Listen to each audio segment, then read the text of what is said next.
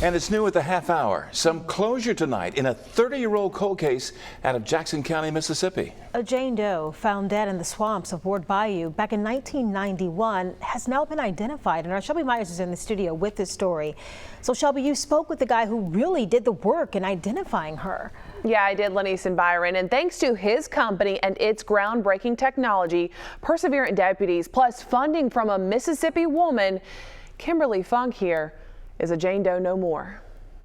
On February 1st, 1991, in the swamps of Ward Bayou in Van Cleve, Mississippi, a body was found. The body believed to have been in there for 3 years.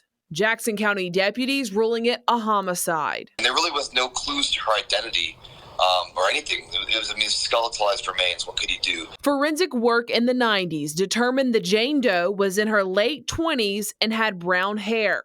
This clay model was made to try and get a possible identity, but to no avail. For 30 years, the case sat cold. Until now, thanks to a Mississippi woman covering the cost of Othram Incorporated in Woodlands, Texas, to extract Jane Doe's DNA. This is CEO of that company, David Middleman. We did some preliminary work and determined that there was enough DNA to build a suitable genealogical profile, and so we took the case on. Through that profile, Othram created a family tree of distant relatives and gave that information to Jackson County investigators, who then tracked down Jane Doe's family. Finally, she was identified as this woman, Kimberly Funk.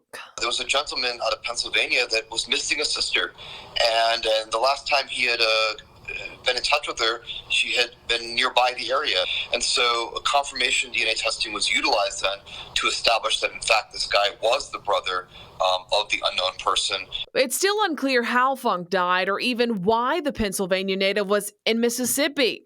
But Middleman says this is a huge piece in solving the puzzle. You can't really work a homicide if you don't know who the victim is. Like, how do you get justice for someone you don't know? So identifying the victim is just the very first step. And to see other unidentified cases, you can head to DNAsolves.com.